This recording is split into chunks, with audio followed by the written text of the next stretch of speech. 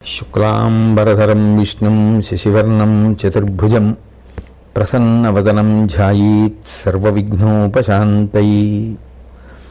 గురుర్బ్రహ్మా గురుర్విష్ణుః గురుర్దేవో మహేశ్వరః గురుః సాక్షాత్ పరం బ్రహ్మ తస్మై శ్రీ గురవై నమః. వాగర్ధావివ సంపృక్తౌ వాగర్ధ ప్రతిపత్తయే జగతః పితరౌ వందే పార్వతీ పరమేశ్వరౌ. సూక్తిం సమగ్రయతున స్వయమైవ లక్ష్మీ శ్రీరంగరాజమహిషీ మధురైకటాక్షైః వైదగ్ధ్యవర్ణగుణగుంభనగౌరవైర్యాం కండూలకర్ణకుహరాः కవయోధయంతి. హైమోధ్వపుండ్రమజహన్మకుటం సునాసం మందస్మితం మకరకుండలచారుగండం బింబాధరం బహుళదీర్ఘకృపాకటాక్షం శ్రీవేంకటేశముఖమాత్మని సన్నిధత్తాం. విమలపటి కమలకుటి పుస్తకరుద్రాక్షశస్తహస్తపుటి కామాక్షి పక్ష్మలాక్షి కలిత విపంచి విభాసి వైరించి. నారాయణం నమస్కృత్య నరం చైవ నరోత్తమం దేవీం సరస్వతీం వ్యాసం తతో జయముదీరయేత్. హరి ఓం. పరమేశ్వర స్వరూపైన సభకి నమస్కారం. ధర్మ సంస్థాపన కొరకు, దుష్టులను శిక్షించుట కొరకు, శిష్టులను రక్షించుట కొరకు పరమాత్మ యొక్క ప్రయత్నం జరుగుతోంది. ఆయన పరిపూర్ణావతారమైనటువంటి శ్రీకృష్ణావతారంగా ఆవిర్భవించడానికి ప్రధానమైనటువంటి కారణాలలో ఒకటైనటువంటి ధర్మ సంస్థాపన కొరకు జరుగుతున్నటువంటి కురుక్షేత్ర మహాసంగ్రామ భూమి యందు కౌరవ సైన్యానికి సర్వసైన్యాధిపత్యం వహించినటువంటి మహానుభావుడు భీష్మాచార్యుల వారు అంపశయ్య మీదకి విరిగిపోయారు. తదనంతరం తన ప్రతిజ్ఞను నెరవేర్చుకుంటూ కర్ణుడు యుద్ధరంగ ప్రవేశం చేశాడు. ఎందుచేత అంటే భీష్ముడు బ్రతికున్నంత కాలం, భీష్ముడు యుద్ధం చేసినంత కాలం నేను కానీ, నా స్నేహితులు కానీ, నా బంధువులు కానీ, నా కుమారులు కానీ యుద్ధానికి రామని భీష్మించినటువంటి కర్ణుడు భీష్మపతనానంతరం యుద్ధరంగ ప్రవేశం చేశాడు.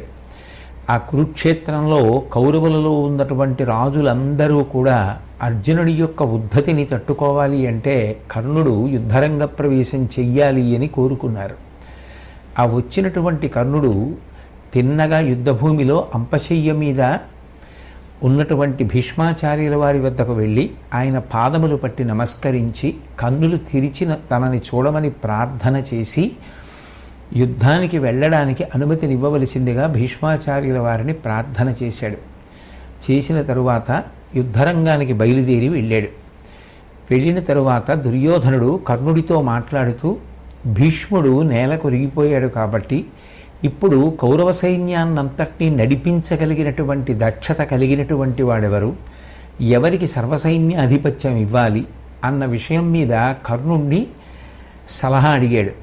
అడిగితే కర్ణుడు అన్నాడు, అన్ని విధాలుగాను దానికి తగినటువంటి యోగ్యత కలిగినటువంటి వాడు, అందరికీ గురువైనటువంటి వాడు ద్రోణాచార్యుల వారు. కాబట్టి ద్రోణాచార్యుల వారిని సర్వసైన్యాధిపతిగా పట్టాభిషేకం చేస్తే బాగుంటుంది అన్నాడు. తప్పకుండా అట్లాగే చేద్దామని చెప్పి దుర్యోధనుడు మిగిలిన రాజులందరినీ కూడా తన వెంట పెట్టుకుని ద్రోణాచార్యుల వారి వద్దకు వెళ్ళాడు. వెళ్ళి ఆయనతో మాట్లాడుతూ, ప్రాయము కల్మినొక్కటన భవ్యధృతిన్ మహనీయశీలతన్ సాయక సంపదన్ పటుభుజా విభవంబున కార్యతంత్ర శిక్షాయుత బుద్ధి వృద్ధుడవు కావే ధరాసురవర్య మున్ను గాంగేయుడు మాకు ఎల్ల ఇరింగింపడే నీదు మహానుభావమున్. ఓ ద్రోణాచార్య మహానుభావ, నువ్వు వయస్సులోనే కాదు పెద్దవాడివి, పరాక్రమమునందు కూడా అందరికన్నా పెద్దవాడివి, బుద్ధి ఎందు అందరికన్నా పెద్దవాడివి, గొప్ప స్వభావము కలిగినటువంటి వాడివి. విశేషించి భుజ పరాక్రమమునందు కానీ, దివ్యమైనటువంటి బాణములను తెలిసి ఉండడంలో కానీ నీకన్నా అధికుడు ఎవ్వరూ లేరు. కార్యమును నడిపించడంలో నువ్వు సుశిక్షితమైనటువంటి బుద్ధి కలిగినటువంటి వాడివి, సమర్థత కలిగినటువంటి వాడివి. కాబట్టి ఓ బ్రాహ్మణోత్తమ, ఓ ధరాసురవర్య, మున్ను గాంగేయుడు మాకు ఎల్ల ఎరింగింపడే. గాంగేయుడైనటువంటి భీష్మాచార్యుల వారు మాకు పూర్వం నీ యొక్క శక్తి సామర్థ్యాల గురించి తెలియచేసి ఉన్నాడు కదా, కాబట్టి మీరు సర్వసైన్యాధిపత్యాన్ని స్వీకరిస్తే మా అందరికీ ఆమోదయోగ్యంగానూ సంతోషంగానూ ఉంటుంది. మీరు ఎట్లా నడిపిస్తే మేమందరం అట్లా నడుస్తాం. వృషభము ముందు నడుస్తుంటే దాని వెనక గోవులన్నీ ఎలా నడుస్తాయో అలా మీరు ఎట్లా నడిపిస్తే, మీరు ఎట్లా నడిస్తే అట్లా మిమ్మల్ని అనుగమించి మేము కూడా నడుస్తాం అంటూ అనుచు అచట ఉన్న అవనీపతుల చూపి మరియు ఇట్టులనియ మనుజ విభుడు. దేవసేన నడిపి దితిజుల గెలిచిన షణ్ముఖుండు నీవు సరియ కాదే. అక్కడ ఉండేటటువంటి రాజులందరినీ చూపించి మాట్లాడుతూ, ఒకప్పుడు కుమారస్వామి సుబ్రహ్మణ్యేశ్వరుడు మహానుభావుడు దేవసేన అధిపతి ఆ రాక్షస సంహారం కోసమని దేవసైన్యాన్నంతటినీ కూడా దిగ్విజయం కలిగేటట్టుగా నడిపించాడు. నడిపించి రాక్షస భంజనం చేసి దేవతలకు విజయాన్ని కట్టపెట్టాడు. ఇప్పుడు నువ్వు కూడా మా దృష్టిలో వేరొక కుమారస్వామివి, కాబట్టి మమ్మల్ని అందరినీ కూడా నడిపించవలసింది అన్నాడు. పోలికకి ద్రోణాచార్యుల వారిని కుమారస్వామితో పోల్చడం వరకు బాగుంటుందేమో, కానీ కౌరవులు దేవతలు కారు, వాళ్ళు ఎవరితో యుద్ధం చేస్తున్నారో ఆ పాండవులు రాక్షసులు కారు. కానీ ద్రోణాచార్యుల వారిని స్తుతి చెయ్యడం కోసం ఆ మాట అన్నాడు.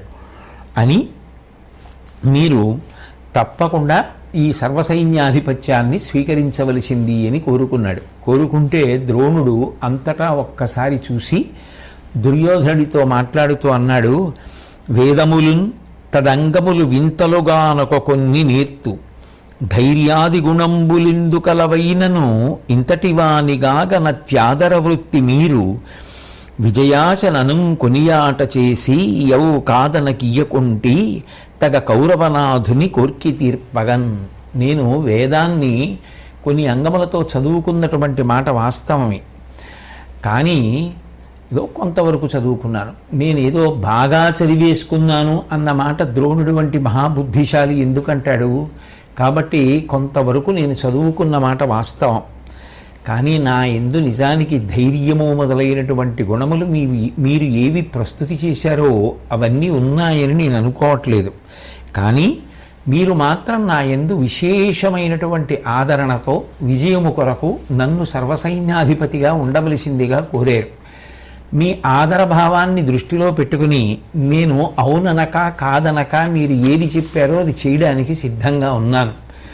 కౌరవేశ్వరుడైనటువంటి దుర్యోధనుడి యొక్క కోరిక తీరేటట్టుగా సర్వసైన్యాధిపత్యాన్ని వహించడానికి అంగీకరిస్తున్నాను అన్నాడు. అంటూ ద్రోణుడు అన్నాడు, భవ్యంబైన బలాధిపత్యమునకున్ పట్టంబు కట్టుండు నన్ను, అవ్యాకీర్ణ గజాదియై మెరయు సైన్యశ్రేణి పాలించి కౌరవ్యోత్సాహము పెంచి మార్కొనిన వీరవ్రాతమున్ త్రుంచి నా దివ్యాస్త్రంబుల పంచి పాండవుల దీప్తిన్ మాయ చేయించదన్. ఈ గొప్ప అక్షౌహిణీలు కలిగినటువంటి సైన్యం ఉందే, దీనికంతటికీ నన్ను సర్వసైన్యాధిపతిగా పట్టాభిషిక్తుణ్ణి చేయండి. ఈ చతురంగ బలములున్నాయి, ఏనుగులు, గుర్రాలు, పరాటి దళము, రథములు మొదలైనటువంటివన్నీ, వీటన్నిటినీ కూడా ఉత్సాహంతో నడిపించేటటువంటి ప్రయత్నం చేస్తాను. శత్రు సమూహాన్నంతటినీ కూడా ధీటుగా ఎదుర్కొని నా యొక్క దివ్యమైనటువంటి బాణ పరంపరల చేత పాండవుల యొక్క పరాక్రమాన్నంతటినీ కూడా అణిచేసి వాళ్ళ తేజస్సు అంతా కూడా వెలవెలబారిపోయేటట్టుగా చేస్తాను అని ద్రోణాచార్యుల వారు చెబితే, వెంటనే దుర్యోధనుడు బ్రాహ్మణుల్ని పిలిచి బంగారు కలశలలో జలములను తెప్పించి మంగళ ద్రవ్యములను తెప్పించి వాటినన్నింటినీ కూడా ద్రోణాచార్యుల వారికి అలంకరించి తాను మిగిలిన రాజులు కలిసి దుందుబులు మోగుతుండగా, మంగళవాద్యములు మ్రోగుతుండగా, ఆశీర్వచనము జరుగుతుండగా ఆ ద్రోణాచార్యుల వారిని సర్వసైన్యాధిపతిగా పట్టాభిషిక్తుణ్ణి చేశాడు. ఆయన సర్వసైన్యాధిపత్యాన్ని స్వీకరించారు. అప్పుడు ద్రోణాచార్యుల వారు చాలా సంతోషించి అక్కడ ఉన్నటువంటి రాజులందరూ వింటూ ఉండగా దుర్యోధనుడిని ఉద్దేశించి ఒక మాట అన్నాడు, నను భీష్ముని పిదపన్ బలంబునకెల్లను ముఖ్య చేసి పూజించితివి. ఈ వినుతాచరణ ఫలంబును కనువాడవు వరము కోరు కౌరవనాథ. ఓ దుర్యోధన, నువ్వు నన్ను ఎంతో గొప్పగా అందరూ కూడా పొగడవలసినటువంటి రీతిలో సమ్మానించావు. భీష్మాచార్యుల వారు పతనమైన తరువాత నన్ను సర్వసైన్యాధిపతిగా అభిషేకించాలి అని నిర్ణయం తీసుకున్నావు. కాబట్టి నీ నడవడికి తగినటువంటి ఫలితాన్ని నువ్వు పొందాలి. నీ యొక్క ప్రవర్తన చేత సంతోషించినటువంటి నేను నీకు వరం ఇవ్వాలి అని అనుకుంటున్నాను. కాబట్టి నీకేం వరం కావాలో కోరుకోమన్నాడు. తృప్తి పడడం వరకు దోషం కాదు, కానీ తాను తృప్తిపడి సంతోషించి అవతలవాడి యొక్క యోగ్యత అయోగ్యత తెలుసుకోకుండా తొందరపడి వరాలు ఇచ్చేస్తే అవతలవాడు కోరుకున్నటువంటి కోరిక తీర్చలేక తర్వాత మరణం వరకు సతమతం అవుతూనే ఉండాలి. ద్రోణాచార్యుల వారు సర్వసైన్యాధిపత్యాన్ని స్వీకరించగానే దుర్యోధనుడి యొక్క ప్రవర్తన చేత ప్రీతి చెంది, ఆ దుర్యోధనుడి యొక్క స్వభావము తనకి బాగా తెలిసిన్నప్పటికీ కూడా నీకు ఏం వరం కావాలో కోరుకో అనడమే నిజానికి ద్రోణాచార్యుల వారికి పెద్ద చిక్కై కూర్చుంది. దుర్యోధనుడు తెలివైనవాడు కాబట్టి వెంటనే వరాన్ని కోరుకోలేదు. ఆయన కర్ణుణ్ణి, దుశ్శాసనుణ్ణి, శకునిని, ఇతర మిత్రవర్గాన్ని సంప్రదించాడు. ఏ వరం కోరితే మనకి అనుకూలంగా ఉంటుంది అని ఆలోచించి ద్రోణాచార్యుల వారి దగ్గరికి వెళ్ళి అన్నాడు, వరమిచ్చేదేని కోరెద పరమహితము ధర్మపుత్రు ప్రాణముతోడందురమున పట్టి భుజాభీకర కొలిరావలయు మత్సాకాశంబునకున్. ఓ గురువుగారు, ద్రోణాచార్య, మీరు ఎంతో ప్రీతితో నాకు వరమిచ్చారు.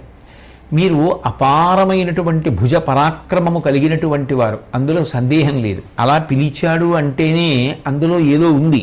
అందుకే భుజాభీకర అని పిలిచాడు. భీకరమైనటువంటి భుజ పరాక్రమము కలిగినటువంటి వాడా, ఏదైనా ఒక వరాన్ని కోరుకొమ్మని మీరు నాకు అవకాశం కల్పించారు కాబట్టి అడుగుతున్నాను.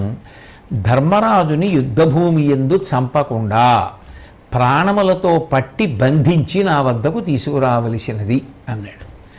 ఎప్పుడైతే ధర్మరాజుని చంపద్దు అని అన్నాడో, ప్రాణములతో పట్టి బంధించి మాత్రమే నా వద్దకు తీసుకురండి అని అన్నాడో, పాపం ద్రోణాచార్యుల వారు అనుకున్నాడు ఎంత మంచివాడు అనుకుని ఆయన మనసులో ఏవో ఊహలు చేసేసుకొని అవి దుర్యోధనుడితో ప్రస్తావిస్తూ అకట అజాతశత్రుడను ఆ పలుకిప్పుడు నిక్కమయ్యవానికి కురునాథ ఇట్టులతనిం తెగచూచుట కోరక ఆజి పట్టికొనుట కోరితి విధమున డెప్పరమెంతయు ఇత్తెరంగు కోర్కికి గతమేమి పాండవుల గెల్చి ధరన్ సగమీతలంచితే. దుర్యోధన, అసలు ధర్మరాజుకి అజాతశత్రుడు అనేటటువంటి పేరు ఇప్పుడు బాగా సార్థక్యం పొందింది. పుట్టని శత్రువులు కలిగినటువంటి వాడు అని కాదు ఆ పేరుకి అర్థం. ధర్మరాజుని ప్రాణాలతో పట్టి బంధించి తీసుకురమ్మన్నావే, ధర్మరాజుని చంపమని అడగలేదే. ఇప్పుడు నాకు అర్థమవుతోంది.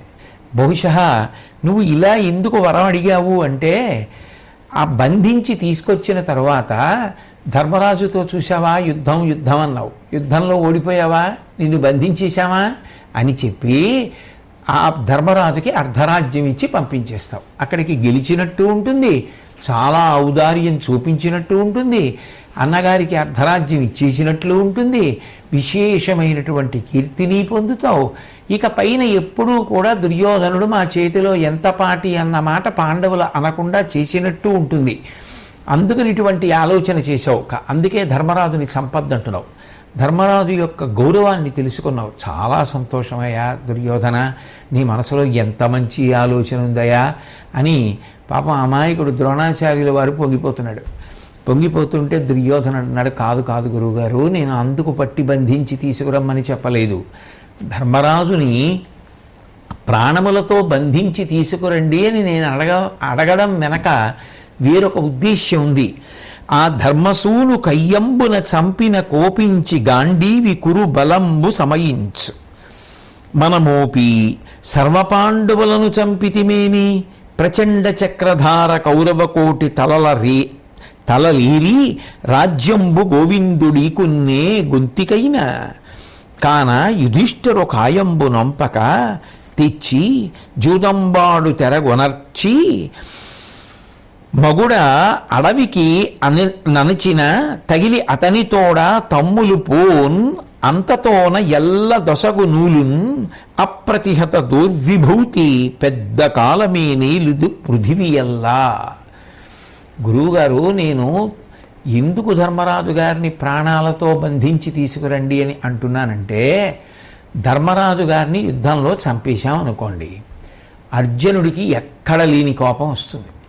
అర్జునుడు గాంధీవం పట్టుకుని మా అన్నయ్యని చంపేశారనేటటువంటి క్రోధంతో యుద్ధానికి వస్తే మన వాళ్ళు ఎవ్వరూ మిగలరు. అప్పుడు ధర్మరాజుని చంపి మనకి ఒరిగేదేమిటి? ఎవ్వరూ ఉండరు. గెలుపు పాండవులదేగా, చచ్చిపోయాక ఎవడ రాజ్యం లేడు మనకి తెలిసా, వదిలేయండి, మనం సర్వనాశనం అయిపోతామన్నది ఖాయం. పోనీ అర్జునుడు కూడా మిగలకుండా పాండవులందరినీ చంపేశాం అనుకోండి, కృష్ణుడు ఊరుకుంటాడా? కృష్ణుడు సుదర్శన చక్రం పట్టుకుని మన అందరినీ చంపేసి రాజ్యం పట్టుకెళ్ళి కనీసం కుంతీదేవికైనా ఇచ్చేస్తాడు, అప్పుడు మిగలం. కాబట్టి తేలిక మార్గం ఏమిటి? ఎవ్వరి జోలికి వెళ్లకుండా ధర్మరాజు గారిని ప్రాణాలతో బంధించి తీసుకొచ్చేస్తే ఆయనని హస్తినాపురానికి తీసుకెళ్ళిపోయి మళ్ళీ జూదం ఆడదామని జూదం ఆడించి ఆయనని అరణ్యానికి పంపించేస్తే ఆయన తమ్ముళ్ళు కూడా యుద్ధం మానేసి ఆయనతో అరణ్యానికి వెళ్ళిపోతారు. ఎంత తేలిక! వాళ్ళని పంపించేసి హాయిగా ఈ భూమిని ఏలుకోవచ్చు. కృష్ణుణ్ణి నిర్జించడం మన వల్ల సాధ్యమయ్యే పని కాదు. కాబట్టి ఇప్పుడు ధర్మరాజుని చంపడం కన్నా పాండవుల్ని చంపడం కన్నా మేలైన మార్గం ఏమిటి? ధర్మరాజుని పట్టేసుకోవడమే ప్రాణాలతో. మీరు ధర్మరాజుని పట్టుకోవడం పెద్ద కష్టమైన విషయం ఏం కాదు కదా మీకు యుద్ధంలో. మీరు ధర్మరాజుని పట్టి బంధించి తీసుకొచ్చేయండి చాలు, ఇంకా రాజ్యం అంతా నేను ఏలుకున్నట్టే, తీసుకెళ్ళి ఆ ధర్మరాజుతో మళ్ళీ జూదం ఆడించేస్తాను అన్నాడు. తొందరపడి మాట ఇచ్చేశాడు కదూ, వరం ఇచ్చేశాడు. ఏం కావాలి నీకు చేసి పెట్టేస్తారన్నాడు ద్రోణాచార్యుల వారు. ఇప్పుడు దుర్యోధనుడు చెప్పినటువంటి ఈ మాటకి సహజంగా ద్రోణుడికి తల తిరిగిపోయి ఉంటుంది. అప్పుడే 5 నిమిషాల క్రితం తీసుకున్నాడు సర్వసైన్యాధిపత్యం. అక్కర్లేని వరం ఒకటి ఇచ్చాడు. ఆ వరం ఇచ్చిన కారణం చేత ఇప్పుడు ధర్మరాజు గారిని పట్టి తీసుకురావాలి. తీసుకొచ్చాడు అనుకోండి, ధర్మపక్షం ఏమైపోయినట్టు? దీనికోసం భీష్ముడు రీగిపోయినట్టు. ఇంత చేసి అధర్మపక్షాన్ని గెలిపించి దుర్యోధనుడికి రాజ్యం ఇప్పించడానికి ధర్మరాజుని బంధించి తీసుకొచ్చి అప్పచెప్తే అంతకన్నా అన్యాయమైనటువంటి మాట, అన్యాయమైనటువంటి ప్రవర్తన ఇంకొకటి ఉంటుందా? కాబట్టి ద్రోణుడు ఉత్తరక్షణం ఆశ్చర్యపోయాడు.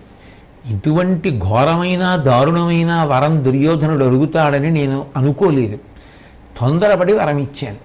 ఇప్పుడు ఏం చేయాలి? నేను పట్టుకోను, నాకు శక్తి లేదంటే ఒప్పుకోడు. ధర్మరాజును నువ్వు పట్టగలవంటాడు. పట్టి తీసుకొస్తే ధర్మపక్షానికి ప్రమాదం వస్తుంది. కాబట్టి ఏం చెయ్యాలని ఆలోచించి ఒక ఉపాయంతో కొద్దిగా తప్పించుకునేటటువంటి ప్రయత్నాన్ని చేశాడు. చేస్తూ అన్నాడు, నరుడెడసొచ్చెనీని వినునాకది దుష్కరము ఈనొకండనే సురగణమైన వ్రేలగొని చూపగజాలరు వాడు లేనిచో తిరమై పోర నిల్చిన యుధిష్ఠరు ద్రౌపది పుట్టినింటి వేవురు వెరగంది చూడ నలవున్ జలమున్ చెడబట్టి తెచ్చదన్. నేను ధర్మరాజుని తీసుకురావడానికి ప్రయత్నం చేస్తాను, కానీ దుర్యోధన, అర్జునుడు కానీ ధర్మరాజుని రక్షించడానికి నాతో యుద్ధానికి వస్తే నేను తేలేను. ఎందుకని అంటే నేనేమిటి, దేవతలందరూ కలిసి యుద్ధం చేసినా కూడా అర్జునుణ్ణి ఎవరూ ఆపలేరు. అటువంటప్పుడు నేను ధర్మరాజుతో యుద్ధం చేసి బంధించడానికి ప్రయత్నం చేస్తుంటే అర్జునుడు నాకు ఎదురొచ్చాడనుకో, ధర్మరాజుని రక్షించే ప్రయత్నం చేశాడనుకో, నేను ఎలా ధర్మరాజుని బంధిస్తాను? బంధించలేను, నా వల్ల కాదు. కానీ అర్జునుడు లేడనుకో యుద్ధభూమిలో, అప్పుడు మాత్రం ఎంతమంది ఎవరు ఎదురు రాని, ద్రౌపదీదేవికి సంబంధించినటువంటి బంధువులు అంటే పాంచాలాది వీరులు ఎంతమంది రాని నాకేం లెక్కల విషయం కాదు. వాళ్ళందరినీ తొలగతోసి ధర్మరాజుని పట్టి బంధించి తీసుకొస్తాను. ఏ ధైర్యంతో అంటున్నాడు అంటే, ధర్మరాజుని వదిలిపెట్టి అర్జునుడు ఉండడు కదా. ధర్మరాజుని పట్టి బంధించి ద్రోణుడు దుర్యోధనుడు పట్టుకెళ్ళిపోయారు అన్న విషయాన్ని అర్జునుడు అంగీకరిస్తాడా, అనుమతిస్తాడా?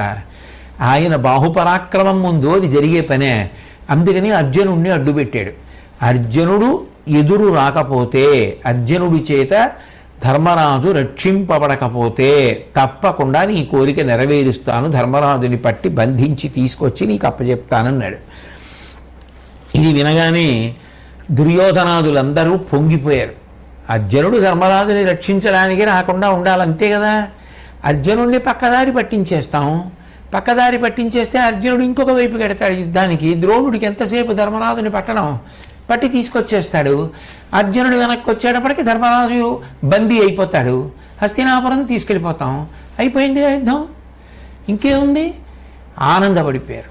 మూర్ఖులు పరమ సంతోషాన్ని పొంది ఇది సైన్యం అంతటా కూడా ఇంచుమించుగా చాటింపు వేసేశారు. ధర్మరాజుని పట్టి బంధిస్తానని చెప్పి ద్రోణాచార్యుల వారు ప్రతిజ్ఞ చేశారు అని చెప్పి వెంటనే ఈ విషయం ధర్మరాజు గారికి తెలిసింది. తెలిసి ధర్మరాజు గారు తన గూఢచారుల ద్వారా తెలుసుకున్నటువంటి వాడై తమ్ముళ్ళందరినీ పిలిచి అర్జునుణ్ణి కూర్చోపెట్టి అన్నాడు, గురుని ప్రతిన వింటే, మన గురువైనటువంటి ద్రోణాచార్యుల వారు చేసినటువంటి ప్రతిజ్ఞ విన్నావా? ప్రతిజ్ఞ చేసినప్పుడు ప్రత్యేకించి నీ పేరు ప్రస్తావన చేశాడు ఆయన. నీ రక్షణ లేకపోతే నన్ను పట్టుకుంటానన్నాడు. కాబట్టి నా రక్షణ విషయంలో నువ్వు మరింత జాగరూకుడు అయి ఉండాలి. లేకపోతే ద్రోణుడు నన్ను పట్టుకునే ప్రయత్నం చేస్తాడు. కాబట్టి నీతో నేను మరీ చెప్పడానికి కారణం ఏమిటంటే నువ్వు లేకపోతే పట్టుకుంటానని ద్రోణుడు అన్నాడు. కాబట్టి నీ రక్షణ నా యందు సర్వకాలములలో ఉండాలి. అలా ఉంటే నేను ద్రోణుడికి దొరకను. కాబట్టి ఎప్పుడూ కూడా యుద్ధరంగంలో వదలకుండా నన్ను కన్నిపెట్టుకుని ఉండు సుమా అర్జున అన్నాడు. అంటే అర్జునుడు అన్నాడు ధర్మరాజుతోటి, క్షోణీవల్లభ వినుము, ఏ ప్రాణముతో నుండా నిన్ను పట్టికొనగా ఆ ద్రోణునకు కాదు సగణ స్థాణునకైనను వశంబే తలకేమిటికిన్. నేను బ్రతికుండగా ప్రాణాలతో ఉండగా ద్రోణుడికి కాదు, భూతగణములన్నిటితో కూడి వచ్చినటువంటి స్థాణుస్వరూపుడైనటువంటి శంకరుడు కూడా నిన్ను పట్టలేడు. కాబట్టి దేనికి భయపడతావు? నేనుండగా నిన్ను పట్టుకోవడమే ఒక్కనాటికి సాధ్యం కాదు ద్రోణాచార్యుల వారికి. కాబట్టి నిర్భయంగా ఉండు అన్నాడు. అన్న తర్వాత యుద్ధం ప్రారంభమైంది. ఆ తర్వాత అర్జునాదులందరూ కూడా యుద్ధరంగంలోకి ప్రవేశించారు, శంఖాలను ఊదారు. ఆ యుద్ధం ప్రారంభమైంది. మొట్టమొదటి రోజు ద్రోణాచార్యుల వారితో జరుగుతున్నటువంటి యుద్ధంలో పాండవులు క్రౌంచ వ్యూహాన్ని రచించారు. రచిస్తే కౌరవులు శకట వ్యూహాన్ని రచించారు. రెండు పక్షముల మధ్య భయంకరమైనటువంటి యుద్ధం ప్రారంభమవుతోంది. ద్రోణాచార్యుల వారు రథం ఎక్కి మొట్టమొదటి రోజు యుద్ధానికి బయలుదేరుతున్నాడు. బయలుదేరుతుంటే ఆకాశంలో మేఘాలు లేకుండానే రక్తం, మాంసం, కండలు, ఎముకల యొక్క ముక్కలు వర్షంగా పడ్డాయి.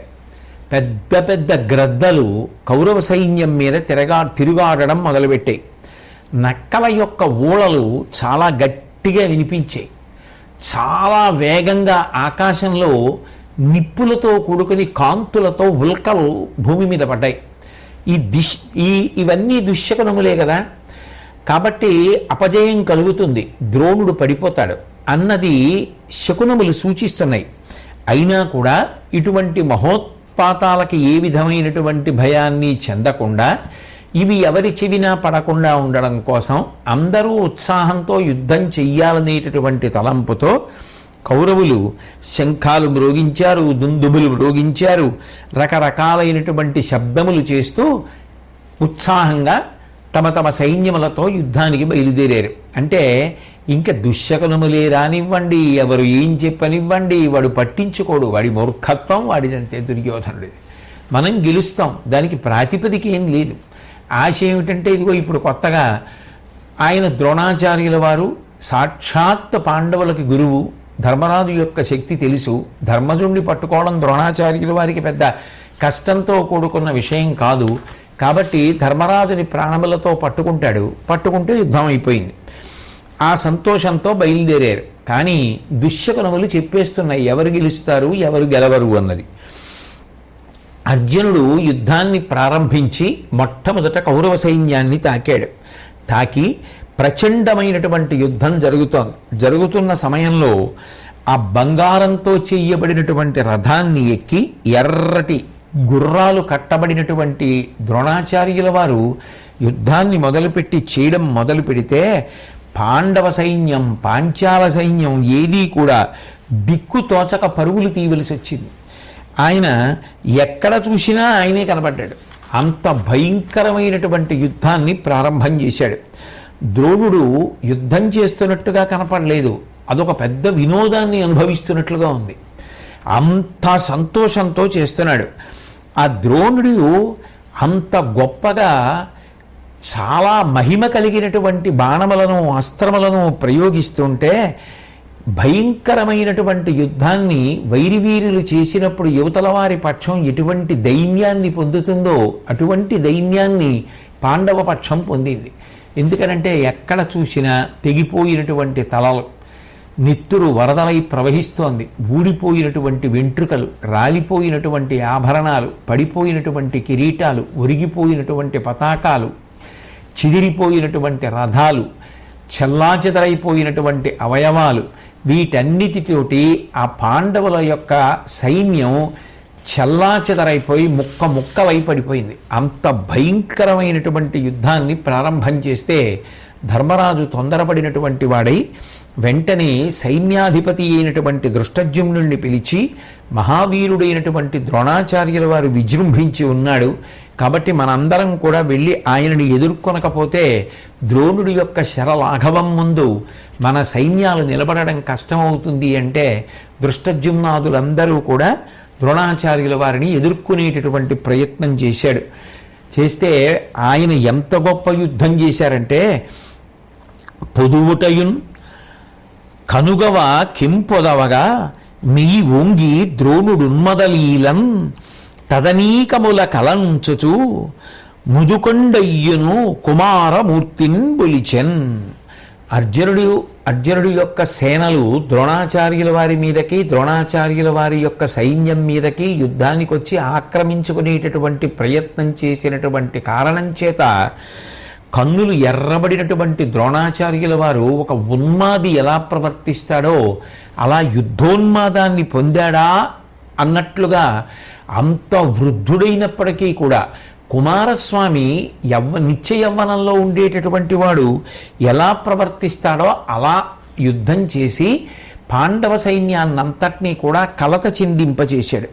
అప్పుడు పాండవ వీరులు తమదైనటువంటి శైలిలో యుద్ధాన్ని చేసి ద్రోణుడి యొక్క సారథిని గుర్రాలని రక్తంలో ముంచెత్తి ద్రోణుడి మీద కూడా బాణములను ప్రయోగించారు. దృష్టజ్యుమ్నుడు ద్రోణాచార్యుల వారి వంక చాలా క్రోధంతో చూసి ఆయన యొక్క సైన్యం అంతా కూడా చెల్లాచెదరైపోయేటట్టుగా చాలా కఠినమైనటువంటి బాణములను ప్రయోగించి ఆ సైన్యాన్ని ఆక్రమించేటటువంటి ప్రయత్నం చేశాడు. ఉభయపక్షాలలో ఉండేటటువంటి వీరులు ఒకరితో ఒకరు కలుసుకుని పరమ భయంకరమైనటువంటి యుద్ధం జరుగుతోంది. ఆ యుద్ధం జరుగుతున్నప్పుడు ద్రోణాచార్యుల వారిని ఒక్కరిని ఎదుర్కొనడం కోసమని చెప్పి అందరూ వెళ్ళి ఆయన చుట్టూ మొహరించారు. ఆ సమయంలో ద్రోణుడొక్కడే నకులుణ్ణి 5 బాణములు ప్రయోగించి కష్టపెట్టాడు. సహదేవుణ్ణి 7 బాణములు ప్రయోగించి యుద్ధం చెయ్యడానికి వీలు లేనటువంటి స్థితిని కల్పించాడు. విరాటరాజుని 9 బాణాలతో ఉత్సాహమంతా నీరు కార్చాడు. అట్లాగే సాత్యకిని 7 బాణాలు పెట్టి కొట్టి ఆయన తెప్పరిల్లకుండా చేశాడు. ద్రౌపదీదేవి యొక్క పుత్రులైనటువంటి ప్రతివింధ్యుడు మొదలైనటువంటి వారిని 3 బాణముల చేత ఇక ఉత్సాహం పోయేటట్టుగా చేసి 20 బాణములు ఉత్తమౌజుడి మీద ప్రయోగించి ఆయన పొందినటువంటి ఉత్సాహాన్ని అంతటినీ కూడా అణిచేశాడు.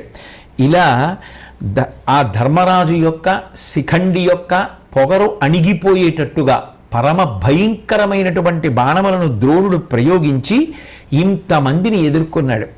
ఎదుర్కొంటుంటే వెలిగిపోతున్నటువంటి ఒక బాణం, ఒక దాన్ని, అగ్నితో సమానమైనటువంటి బాణాన్ని యుగంధరుడు అనబడేటటువంటి వీరుడు, ధర్మరాజు పక్షాన ఉన్నవాడు, ద్రోణుడి మీద ప్రయోగించాడు. ద్రోణుడు ఆ యుగంధరుడు ప్రయోగించినటువంటి బాణం చేత దెబ్బతిన్నవాడై క్రోధాన్ని పొంది ఒక్క బాణాన్ని తిరిగి ప్రయోగించి ఆ యుగంధరుణ్ణి నేల కూల్చేశాడు. కేకయరాజులు, ఆ దేశానికి చెందినటువంటి ద్రుపద మహారాజు గారు, అలాగే ఆయనతో పాటుగా ఆయనతో కలిసి యుద్ధానికి వచ్చినటువంటి సింహసేనుడు, వ్యాఘ్రదత్తుడు మొదలైనటువంటి వీరులందరూ కలిసి ద్రోణాచార్యుల వారిని చుట్టుముట్టి నిగ్రహించేటటువంటి ప్రయత్నం చేశారు. కానీ కన్నుగవకింపు కదురంగా కౌరవులకు చిత్తమలరంగా ఆ వ్యాఘ్రదత్త సింహసేన మస్తకముల 2 శితశరముల కుండలములతోడ నేల కూలవేసి, కౌరవ సైన్యం అంతా కూడా పరమ సంతోషాన్ని పొందేటట్టుగా, పాండవ సైన్యం అంతా కూడా దిగులు చెందేటట్టుగా, ద్రోణాచార్యుల వారు కించిత్ కూడా వెనకంజ వేయకుండా తనతో పోరాటం చేస్తున్నటువంటి కేకయరాజుకి చెందినటువంటి ఆ వ్యాఘ్రదత్త సింహసేనుల యొక్క తలలు కుండలములతో సహా డుళ్ళి కింద పడిపోయేటట్టుగా బాణప్రయోగం చేసి సంహారం చేశాడు. ఎప్పుడైతే వాళ్ళిద్దరూ మరణించారో పాండవ సైన్యం అంతా కూడా కాకావికల అయిపోవడం మొదలుపెట్టేయింది. ఈలోగా ధర్మరాజు గారికి బాగా దగ్గరగా వచ్చేశాడు ద్రోణాచార్యుల వారు.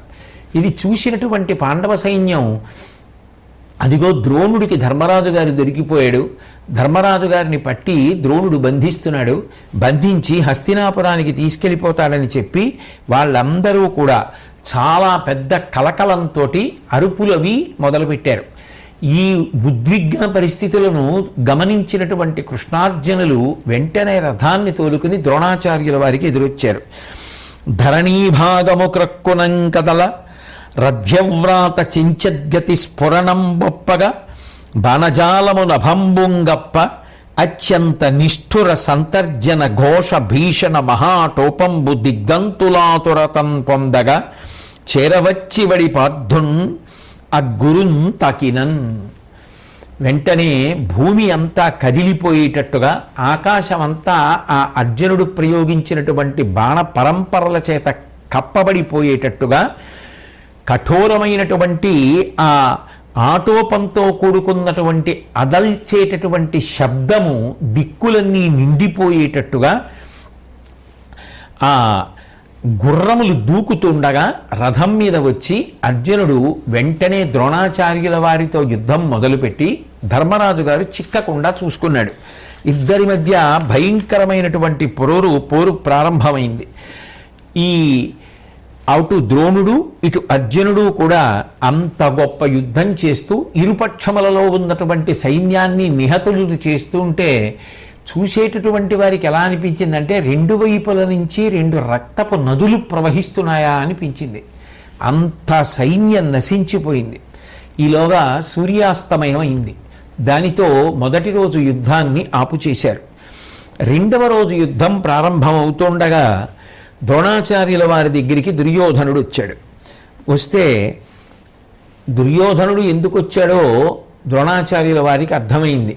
నేను మిమ్మల్ని ధర్మరాజుని బంధించి తీసుకురమ్మని అడిగాను, నేను ఒకరోజు యుద్ధం అయిపోయింది, మీరు ధర్మరాజుని బంధించలేదు. ఒకప్పుడు భీష్మాచార్యుల వారిని ఎలా ఎత్తి పొడిచి ఇబ్బంది పెట్టాడో అలా ద్రోణాచార్యుల వారిని మొదలుపెట్టాడు.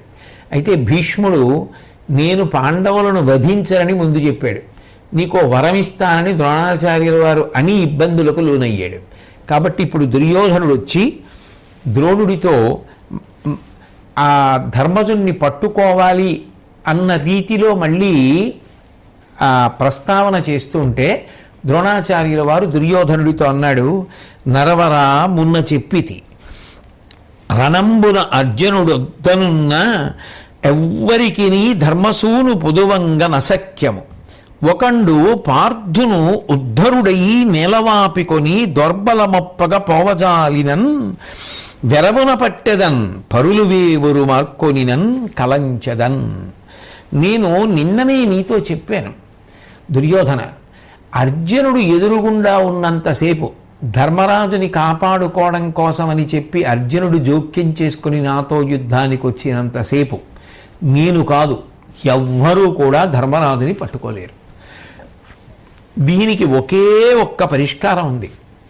ఏమిటి అంటే అర్జునుణ్ణి కవ్వించాలి. కొంతమంది కవ్వించి మాతో యుద్ధం చేయి, మాతో యుద్ధం చెయ్యి అని చెప్పి అర్జునుణ్ణి దూరంగా తీసుకెళ్ళిపోవాలి.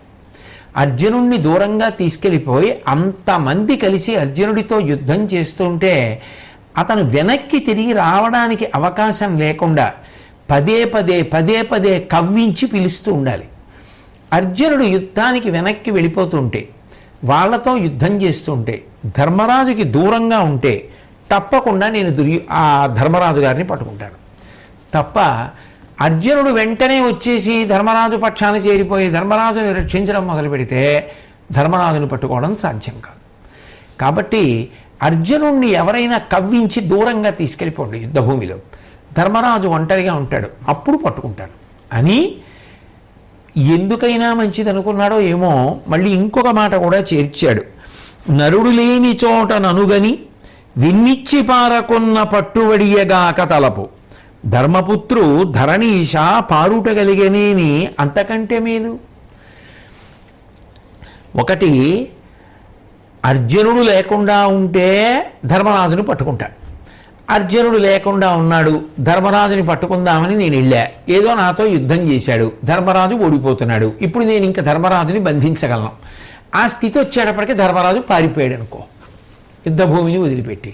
పారిపోతున్న వాడిని పట్టుకోకూడదుగా. యుద్ధానికో నీతి ఉంది కదా. వెన్నిచ్చి పారిపోతున్న వాడి మీద బాణాలు వేయకూడదుగా, బాణాలు ఇచ్చి పట్టకూడదుగా. అందుకని ధర్మరాజు అలా పారిపోయాడు అనుకో, అప్పుడు నేనేం చేయను? ధర్మరాజు పారిపోతే అది కూడా మనకి విజయమే. ద్రోణాచార్యుల వారిని తట్టుకోలేక అదిగో ధర్మరాజు గారు పారిపోయాడని చెప్తాం తప్ప, అంటే దుర్యోధనుడి కోరిక పూర్తిగా మాత్రం నెరవేరడానికి అవకాశం లేదు. ఏ కారణం చేతనైనా ద్రోణాచార్యుల వారు చెప్పినటువంటి ప్రణాళికే దుర్యోధనుడు వేసినా ఖచ్చితంగా ధర్మరాజు పారిపోతాడు. ఎందుకు పారిపోతాడు అంటే తెలిసి దొరుకుతాడా? ద్రోణాచార్యుల వారికి దొరికాడు అనుకోండి, అయిపోయిందిగా యుద్ధం.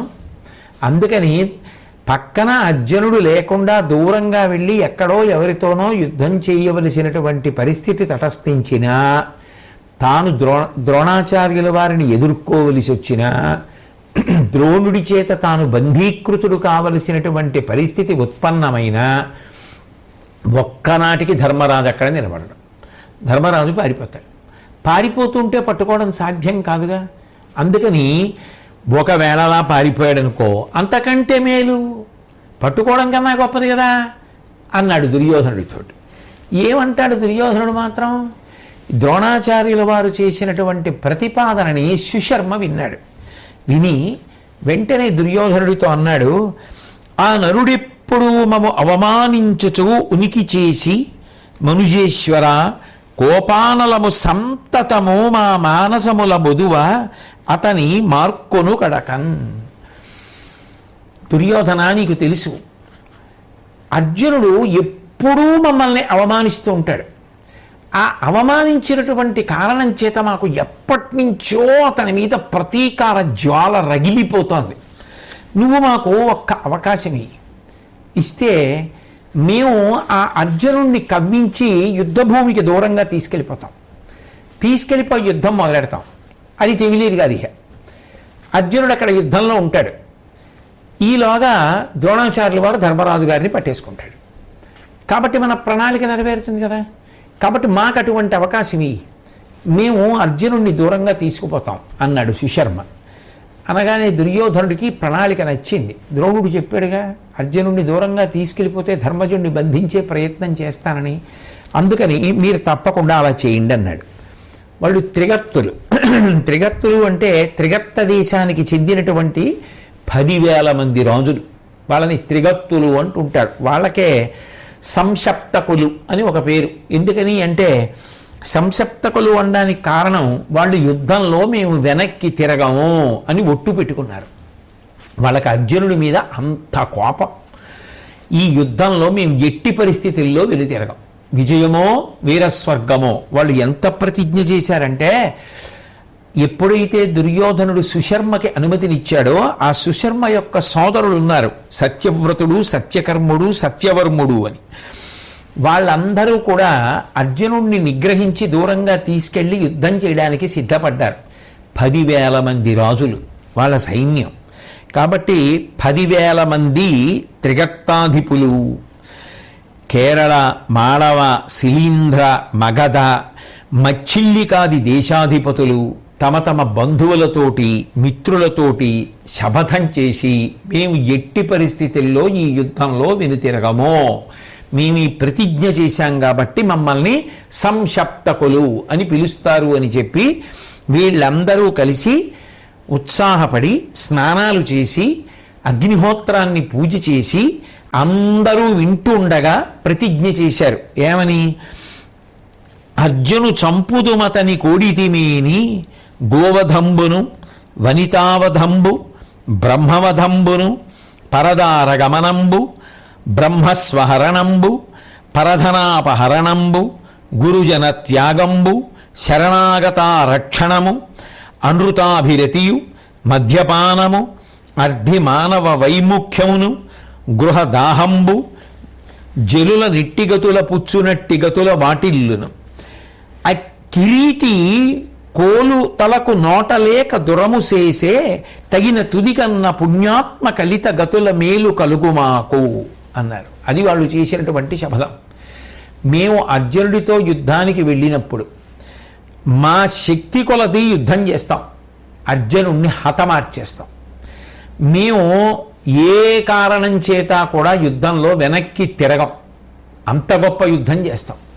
ఒకవేళ మేము కానీ అలా అర్జునుడి దగ్గర వెన్ను చూపించి పారిపోతే మేము అర్జును చంపుదమతని కోడితిమేమి, అర్జునుడికి ఓడిపోతే అంటే వెన్నిచ్చి మేము వెనక్కి తిరిగి వచ్చేస్తే గోవధ చేసిన వాళ్ళం, వనితల్ని సంహరించిన వాళ్ళం, బ్రహ్మహత్య చేసినటువంటి వాళ్ళం, పరస్త్రీ సంగమాన్ని పొందినటువంటి వాళ్ళం, బ్రాహ్మణుల యొక్క ధనాన్ని అపహరించినటువంటి వాళ్ళం, పరుల యొక్క ధనాన్ని అపహరించినటువంటి వాళ్ళం, పెద్దలైనటువంటి వారిని అందరినీ విడిచిపెట్టేసినటువంటి పాపం, శరణాగతులైనటువంటి వారిని రక్షించకుండా ఉపేక్షించినటువంటి పాపం, అబద్ధమాడడం యందు అనురక్తి కలిగినటువంటి వారమైనటువంటి పాపం, మద్యపానం చేయడం వల్ల కలిగినటువంటి పాపం, మా దగ్గరికి వచ్చి అర్థించి నిలబడినటువంటి వారిని తిరస్కరించినటువంటి పాపం, ఇళ్ళు తగలబెట్టినటువంటి పాపం. ఇటువంటి పాపములు చేసిన వారికి ఎటువంటి ఫలితములు వస్తాయో అటువంటి ఫలితములు మమ్ము చుట్టుకొనుగాక అంటే ఎట్టి కారణము చేత కూడా మేము అర్జునుడి దగ్గర వెన్నిచ్చి పారిపోం, మేము అతనితో యుద్ధం చేసి తీరుతాం. ఆ కిరీటి కోలుతలకు నోటలేక దురము చేసి మేము ఎట్టి పరిస్థితుల్లో కూడా అర్జునుడికి భయపడకుండా యుద్ధంలో ఎంత పరాక్రమాన్ని ప్రకటించాలో అంత పరాక్రమాన్ని ప్రకటించి తగిన తుదికన్న పుణ్యాత్మ కలిత గతుల మేలు కలుగు మాకు. ఒకవేళ ఏ కారణం చేతనైనా మేము అర్జునుడి చేతిలో మరణిస్తే, యుద్ధం అన్నాక జయాపజయములు విధి నిర్ణీతములు, మేము వెన్నిచ్చి పారిపోవడం అన్నమాట ఉండదు. కానీ ఏ కారణం చేతనైనా మేము మరణిస్తే పుణ్యగతులు పొందుతాం, వీరస్వర్గాన్ని పొందుతాం అని వాళ్ళు ప్రతిజ్ఞలు చేసి అర్జునుడితో యుద్ధం చేస్తాం, అర్జునుడిని యుద్ధభూమి నుండి దూరంగా తీసుకెళ్ళిపోతాం కాబట్టి ద్రోణాచార్యుల వారు ధర్మరాజు గారిని పట్టుకోవడానికి అవకాశం వస్తుంది అని చెప్పి దుర్యోధనుడికి చెప్పారు. దుర్యోధనుడు చాలా సంతోషించాడు. ధర్మరాజు గారు గరుడ వ్యూహాన్ని పన్నాడు. పాండవులు అర్ధమండలాకార వ్యూహాన్ని పన్నారు. పన్నిన తరువాత యుద్ధం ప్రారంభమవుతున్నటువంటి సమయంలో ధర్మరాజుకి రక్షణగా అర్జునుడు బయలుదేరి వస్తున్నటువంటి సమయంలో సుశర్మ వచ్చి ఆ అర్జునుణ్ణి బాగా రెచ్చగొట్టి యుద్ధానికి రమ్మని ఆహ్వానించాడు. ఆహ్వానిస్తే అర్జునుడు ఆగి ఈ సుశర్మ పిలుస్తున్నటువంటి పిలుపు విని ధర్మరాజు గారి వంక చూసి, చూశావా సుశర్మ, అతని యొక్క సోదరుడు నన్ను యుద్ధానికి ఆహ్వానిస్తున్నారు, అలా యుద్ధానికి పిలుస్తుంటే వాళ్ళని ఉపేక్షించి వదిలిపెట్టేసి ద్రోణుడితో యుద్ధం జరుగుతుంది కాబట్టి నిన్ను రక్షించుకోవాలని నేను నీ వెంట వచ్చేయడం ధర్మబద్ధం కాదు. యుద్ధానికి రా అని పిలిచినప్పుడు యుద్ధానికి వెళ్ళాలి. కాబట్టి నేను పరాక్రమంతో వెళ్ళి వాళ్ళతో యుద్ధం చేసి సుశర్మాదుల యొక్క పీచమణిచి వస్తాను, నన్ను ఆశీర్వదించి పంపించు, నీకు ఏ లోపం రాదు, నీకు ఏ కష్టం రాదు, నీకు అలా కష్టం రాకుండా నేను తగినటువంటి వ్యవస్థ చేసి పెడతాను. ఎందుకని అంటే ద్రోణాచార్యుల వారు చేసినటువంటి ప్రతిజ్ఞ గురించి నాకు తెలుసు కనుక అంటూ ఒక మాట అన్నాడు. ధర్మరాజు గారితో మాట్లాడుతూ, పిలిచిన పోబకొండుటిది బీదతనంబగు కాన నేర్పుగా తలపదు లోకము ఏన్ అరివధంబొనరింపగ ఎట్లు పోయేదన్ జలము బలంబు ధైర్యమును శౌర్యమునన్ కలవాడు వీడు నేడలగుడు కుంభసంభవుని నాగు భవత్ పరిరక్షణార్థియై. అన్నయ్య, నేను ఈ సుశర్మ వాళ్ళ సోదరుల సైన్యంతో యుద్ధం చేయడానికి వెడుతున్నాను కదా, నిన్ను రక్షించుకునేటటువంటి వాడు ఒకడు ఉండాలి యుద్ధంలో.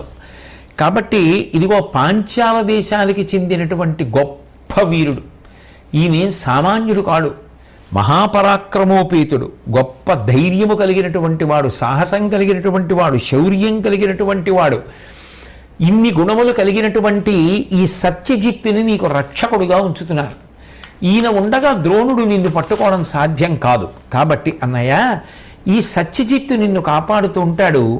పిలిస్తే యుద్ధానికి వెళ్లకుండా ఉండకూడదు కాబట్టి నేను సుశర్మతో యుద్ధానికి వెడతాను, ఆ త్రిగర్తులతో యుద్ధం చేస్తాను అని చెప్పి, ఇతడు ఉన్నయంతసేపును మతినేమియు వెరవలదు మార్తుర చేతన్ హతుడయ్యనేని నిలుచట చతురతగా అనికి తొలగి చనవలయు నృపా.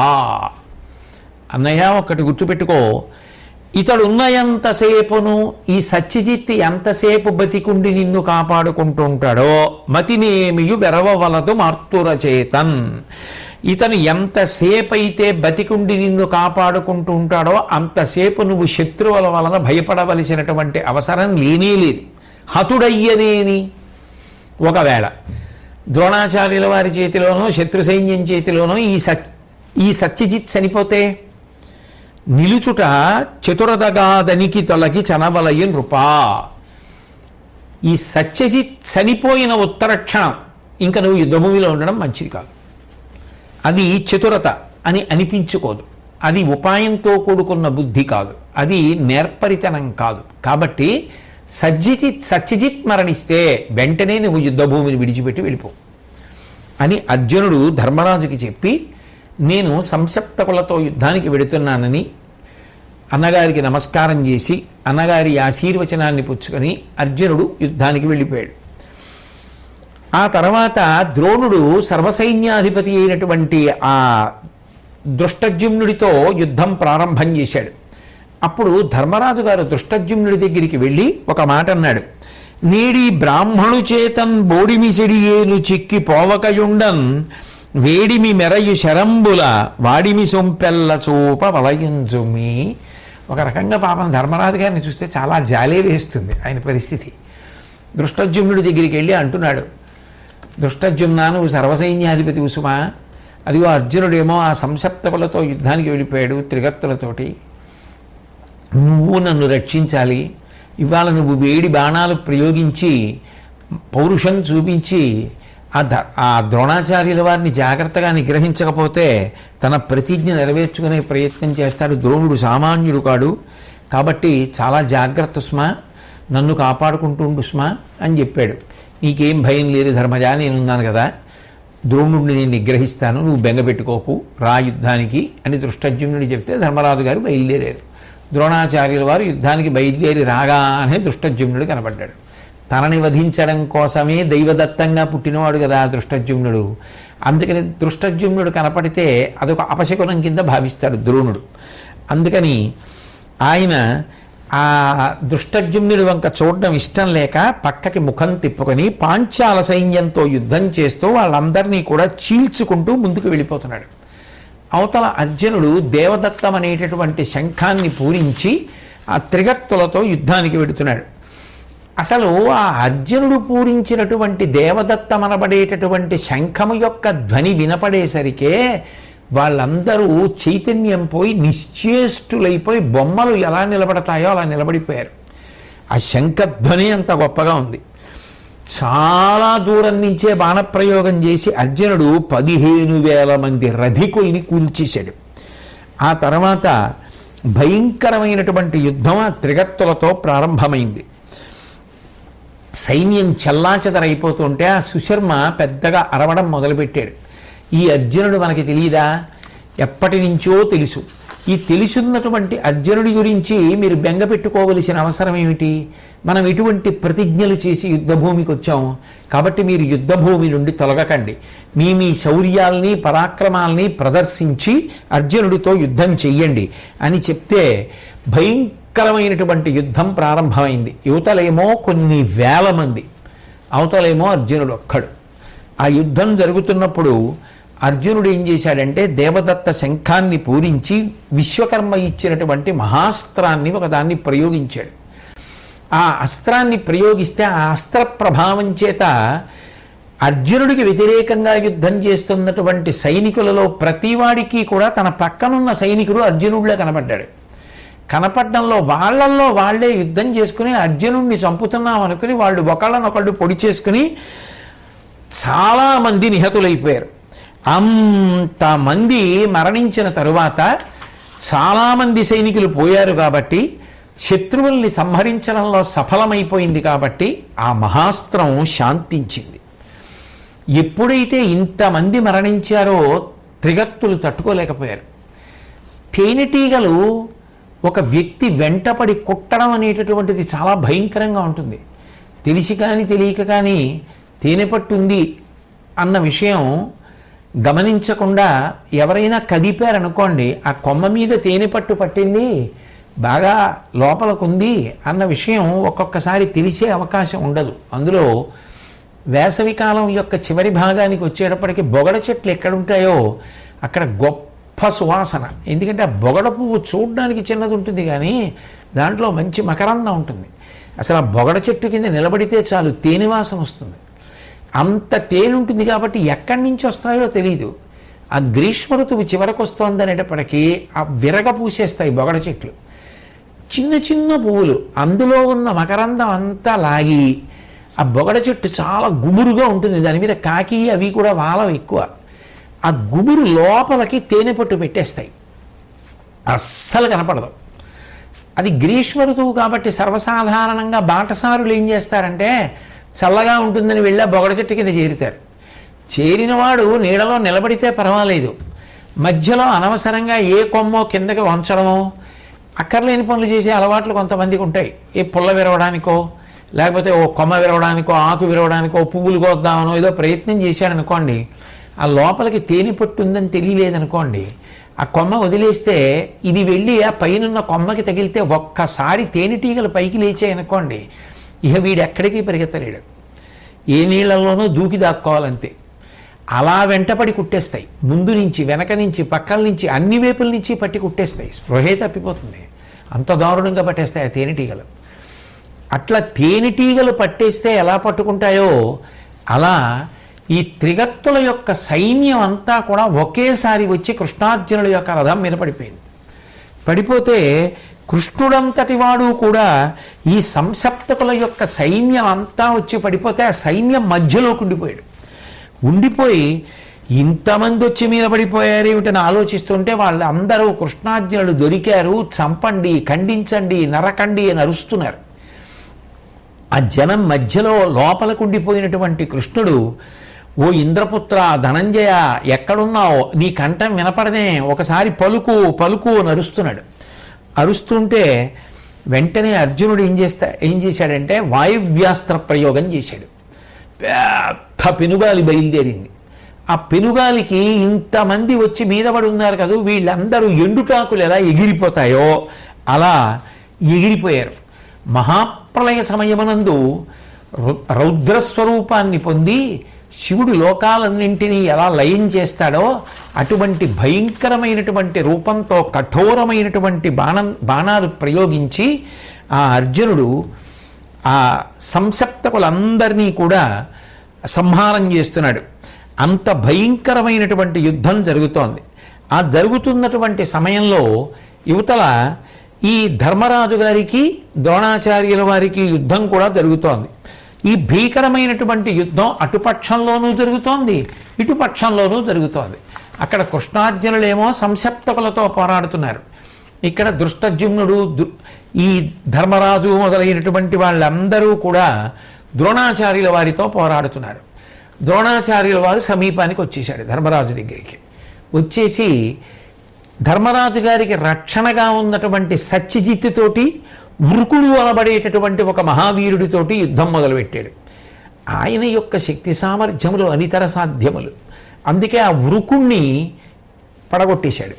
తదనంతరం సత్యజిత్ తన శక్తి కొలది ద్రోణాచార్యుల వారితో యుద్ధం చేశాడు.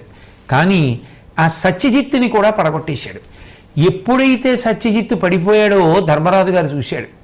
సత్యజిత్తు పడిపోయాడు, ద్రోణుడు చాలా దగ్గరగా ఉన్నాడు, నన్ను పట్టుకుని బంధిస్తాడేమోనని ఆయన యుద్ధరంగం నుంచి పారిపోవడం మొదలుపెట్టాడు. పారిపోతున్న వాడిని పట్టకూడదు కాబట్టి ధర్మరాజు గారు వదిలిపెట్టేశాడు. పారిపోయినటువంటి ధర్మరాజుని ఎదురు తిరుగుతాడేమో అని చెప్పి ద్రోణుడు అనుగమించే ప్రయత్నం చేస్తున్నాడు. ఈలోగా ఆ ఇతర వీరులందరూ కూడా ద్రోణాచార్యుల వారిని నిగ్రహించేటటువంటి ప్రయత్నం చేశారు. చేస్తే వసుదానుడు అనబడేటటువంటి వీరుణ్ణి ఆ ద్రోణుడు నేల మీద పడిపోయేటట్టుగా కూల్చేసి క్షేముడనేటటువంటి వీరుణ్ణి సంహరించి యుధామన్యుణ్ణి, ఉత్తమౌజుణ్ణి, శిఖండిని, సాత్యకిని బాణాలతో తీవ్రంగా బాధించి మళ్ళీ తిరిగి యుద్ధానికి వచ్చినటువంటి ధర్మరాజు గారిని పట్టుకోవడానికి తిరిగి ప్రయత్నం చేసినటువంటి ద్రోణుణ్ణి చూశాడు ధర్మరాజు. చూసి ఇంతమందిని కొట్టి మళ్ళీ నా జోలికి వచ్చాడు, పట్టుకుంటాడేమో అని మళ్ళీ యుద్ధభూమిని విడిచిపెట్టి మళ్ళీ పారిపోయాడు. పారిపోతే అంటే అప్పటికి రెండో మాట తప్పించుకున్నాడు. తప్పించుకుంటే ద్రోణాచార్యుల వారిని ఆపడానికి ప్రయత్నం చేస్తూ దృఢసేనుడు అనేటటువంటి వీరుడు ద్రోణుడితో యుద్ధానికి వెడితే ఆయన్ని పడగొట్టేశాడు ద్రోణుడు. ఆయన్ని సంహరించి ఆ ద్రోణాచార్యుల వారిని ఆపడానికి ప్రయత్నిస్తున్నటువంటి వార్ధక్షేమి, చిత్రసేనుడు, సేనాబిందుడు, సువర్చసుడు, దృష్టజ్యుమ్నుడు, చేతికానుడు, శిఖండి, సాత్యకి, సుమిత్రుడు ఇంతమంది కలిసి బాణాలు వేసి ద్రోణాచార్యుల వారిని ఆపడానికి ప్రయత్నిస్తున్నారు.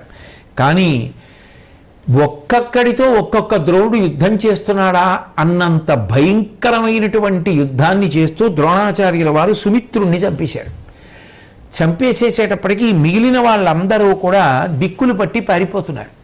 భీముడు ఒక్కడు అక్కడ కష్టపడి యుద్ధం చేస్తున్నాడు, పక్కన ఎవరు లేరు. ఆ పాండవ సైన్యం అంతా చెల్లాచెదరైపోయింది. అటువంటి సమయంలో దుర్యోధనుడు కర్ణుణ్ణి చూశాడు. చూసి భీష్ముడు పడుతున్నటువంటి ఇబ్బందిని గమనించి కర్ణుణ్ణి పిలిచి అన్నాడు, పవనతనూజు కంటే నిజపార్శ్వములం తనవారు లేక కౌరవులు మహోగ్రభంగినడరన్ కడు దైన్యము పొందియున్నవాడు అవిరళ దివ్యమార్గణ దురాసదు ద్రోణుని చూచి వీడు రాజ్య విభవ కాంక్ష ఎల్ల తెగటారగా పారెడునట్లు చూడుమి. కర్ణ, చూశావా ఆ భీమసేనుడి యొక్క పాట్లు ఎలా ఉన్నాయో? ద్రోణుడి యొక్క ధాటికి తట్టుకోలేక, ద్రోణుడు ప్రయోగిస్తున్నటువంటి దివ్యాస్త్రముల యొక్క తాకిడిని తట్టుకోలేక పాండవ సైన్యమంతా కాకావికలై చెల్లాచెదరై తొలగిపోతే ఒక్క భీముడు మాత్రమే పడరాని పాట్లు పడుతూ పక్కన ఎవరూ లేకపోయినా దైన్యంతో యుద్ధం చేస్తున్నాడు. రాజ్యం మీద కోరిక వదిలిపెట్టేశాడు. ఎందుచేతారంటే యువతల పక్కన ద్రోణాచార్యుల వారు ఉండి ఇలా యుద్ధం చేస్తుంటే ఇంకా మనకి గెలుపు ఎక్కడది, మనకి రాజ్యం ఎక్కడది అనేటటువంటి నిరాశ నిస్పృహలు నాకు భీముడిలో కనపడుతున్నాయి అన్నాడు. అంటే కర్ణుడు అన్నాడు భీముడితోటి, భీముడు నట్టివాడే అరిభీషణ విక్రముడు అస్మదీయ సంగ్రామ జయంబు ప్రాణములు గల్గగ సైచుని పాండవేయులుద్ధామ భవాఢ్యులు ఆహవము దక్కుదురే అదిగాక వారు నీచే మును పడ్డ పాట్లు తమ చిత్తములన్ మరవంగ నేర్తురే. దుర్యోధన, నేను ఒక మాట చెప్తాను విను. భీముడు పడరాని పాట్లు పడుతున్నాడు, రాజ్యం మీద కాంక్ష విడిచిపెట్టాడని నువ్వు అంటున్నావు. కానీ భీముడు అలాంటి వాడా? అట్లా అనుకుంటాడా? అటువంటి దైన్యాన్ని పొందుతాడా?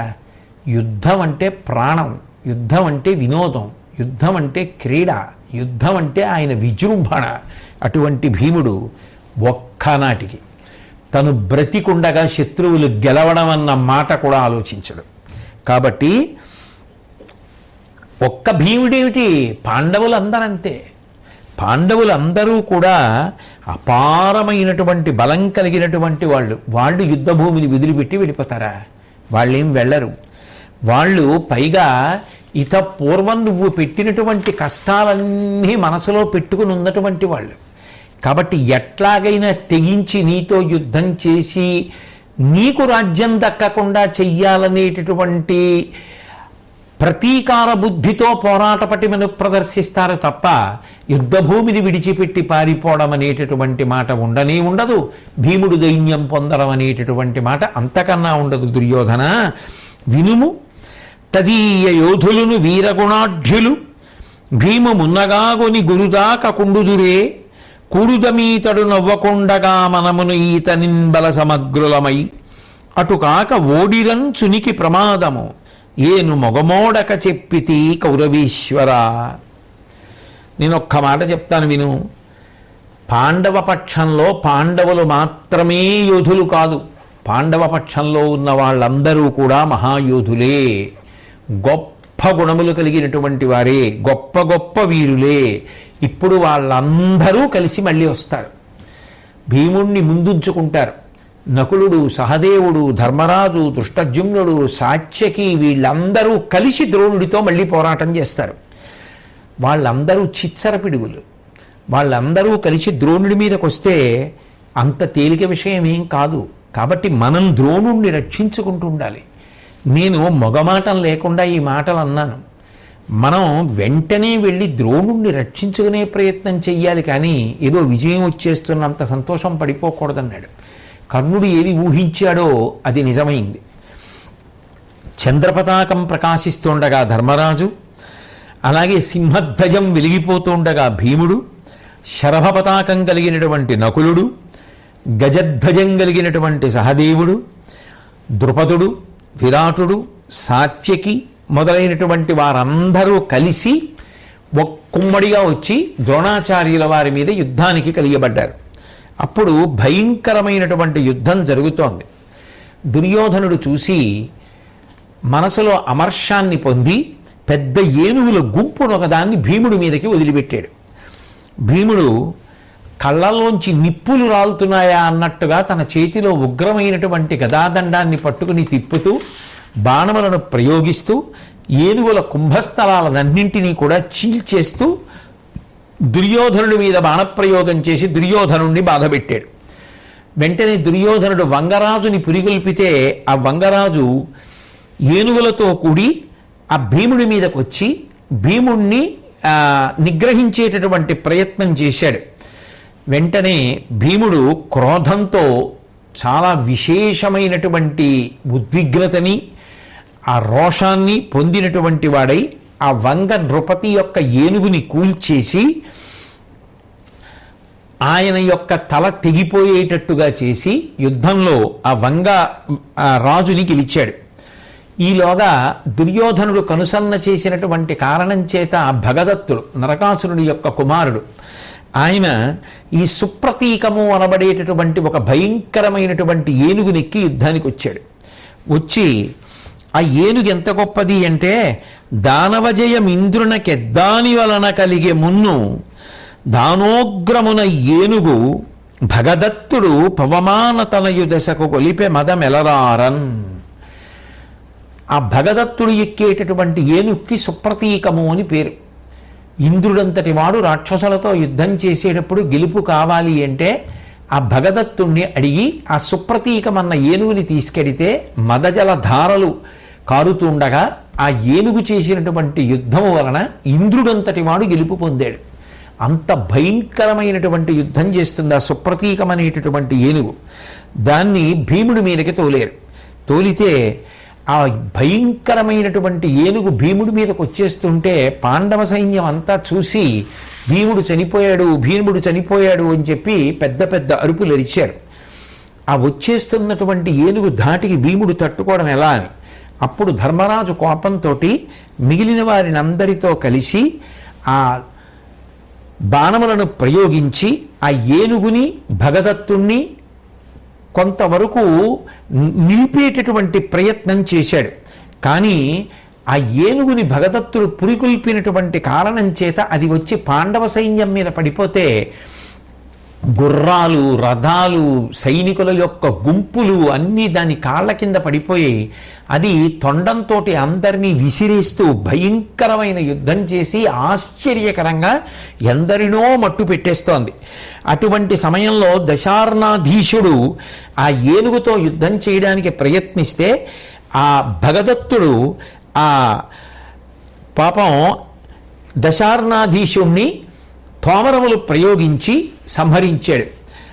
ఆ అడ్డం వచ్చినటువంటి సాత్యకిని రథంతో కలిపి ఈ సుప్రతీకమనేటటువంటి ఏనుగు గిరగిరా తిప్పి పైకి విసిరేసింది.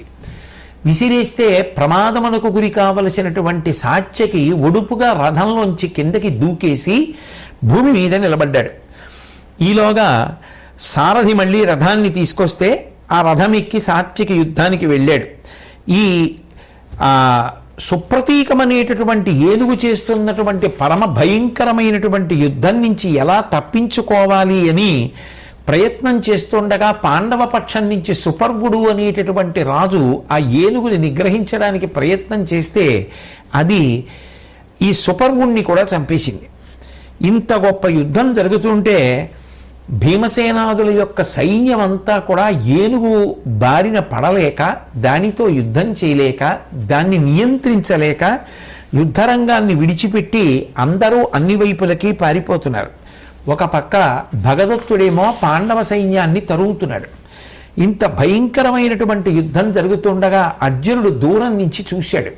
చూసి కృష్ణుడితోటి వెంటనే మనం పాండవ పక్షాన్ని ఆదుకోవాలి, అవతల భగదత్తుడు విజృంభించాడు, ఇప్పుడు ద్రోణుడు కూడా వస్తే ప్రమాదం ఏర్పడుతుంది అటువైపుకి, కాబట్టి మనం వెంటనే బయలుదేరి అక్కడికి వెళ్ళిపోదామని చెప్పి శ్రీకృష్ణ పరమాత్మతో చెప్తే శ్రీకృష్ణ పరమాత్మ రథాన్ని ఈ పాండవ సైన్యం వైపుకి తీసుకొస్తున్నారు.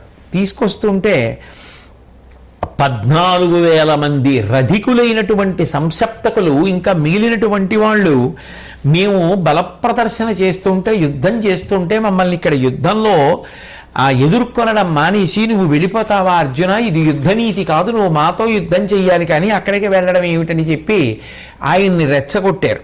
అప్పుడు మళ్ళీ అర్జునుడు గాంధీవాన్ని ధరించినటువంటి వాడై రథాన్ని వెనక్కి తిప్పి సంక్షప్తకుల మీదకి యుద్ధానికి వెళ్ళి అవతల పాండవ సైన్యం ధర్మరాజు గారు ఇబ్బందిలో ఉన్న అటు వెళ్ళనివ్వట్లేదు, అటు భగదత్తుడు సుప్రతీకము విజృంభించిపోతున్నారనేటటువంటి క్రౌర్యంతో ఆనాడు ఆయన ప్రయోగించినటువంటి దివ్య బాణ పరంపర చేత అప్పటి వరకు కనపడినటువంటి ఇన్ని వేల మంది సైన్యం తునాతునకలైపోయింది. గొడుగులు ఎగిరిపోయాయి, రథాల ముక్కలైపోయాయి, శిరస్సులు తెగిపోయాయి. చూసేటప్పటికి ఇన్ని వేల సైన్యం పడిపోయేటట్టుగా అంత అద్భుతమైనటువంటి దివ్య బాణ పరంపరను సవ్యసాచి అయి అక్షయబాణ తూణీరుమలలోంచి తీసి గాంధీవం యొక్క వింటినారికి తగల్చి విడిచిపెడుతూ ఆ దేవదత్తం అనేటటువంటి శంఖాన్ని పూరిస్తూ ఒంటి మీద వెంట్రుకలు నిక్కపొడుచుకునేటట్టుగా అర్జునుడు చేసినటువంటి పరమ భయంకరమైన ఆ యుద్ధ లాఘవాన్ని చూసినటువంటి కృష్ణ పరమాత్మ ఎంతో సంతోషించి అర్జునుడి యొక్క చేతిని తన చేతితో చరచి మెచ్చుకున్నాడు. ఆ అర్జునుడు చేసిన యుద్ధానికి కృష్ణ పరమాత్మ కూడా ఎంతో సంతోషించాడు. వాళ్ళని పడగొట్టి మళ్ళీ అర్జునుడు ఈ భగదత్తుడు ఈ సుప్రతీకము పాండవులను ఇబ్బంది పెడుతోందన్న ఉద్దేశ్యంతో యువతల వైపుకు రావడానికని బయలుదేరాడు. బయలుదేరగానే మళ్ళీ సుశర్మ తన సోదరులతో కలిసి వచ్చాడు. అర్జున, మేము ఇంకా బతికే ఉన్నాం, నువ్వు ఎలా వెళ్ళిపోతావు ఇక్కడ యుద్ధం విడిచిపెట్టి, నువ్వు మాతో యుద్ధం చెయ్యాలన్నాడు. అప్పుడు కృష్ణ పరమాత్మని అడిగాడు, అవతల పాండవ సైన్యం చాలా ప్రమాదకరమైనటువంటి పరిస్థితిలో ఉంది, యువతల పక్కన ఈ సుశర్మ మళ్ళీ వెనక్కి పిలుస్తున్నాడు, నేను ఏం చేస్తే బాగుంటుంది అని అడిగాడు.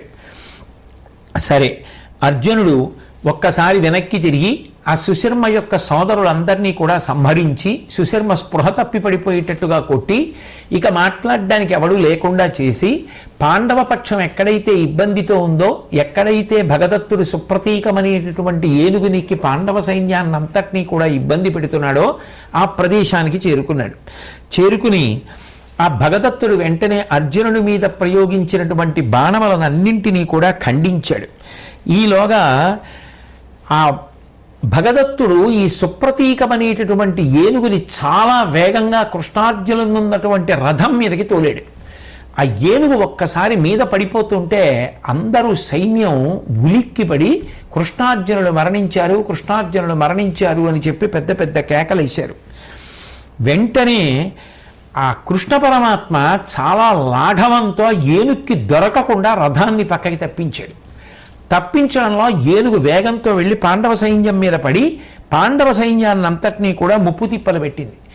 ఏదైనా ఎదురుగుండా వస్తున్నటువంటి వీరుడితో యుద్ధం చెయ్యకుండా రథాన్ని పక్కకి తప్పించేసినందుకు కినిచినటువంటి అర్జునుడు హరినేమియుననేరక కరిదెస గనుగొనుచునప్పుడు కరచుచు పోనిమ్మరదమని పలికె కవ్వడి హరులను సమ్ముఖము చేసినతడు గరటికిన్.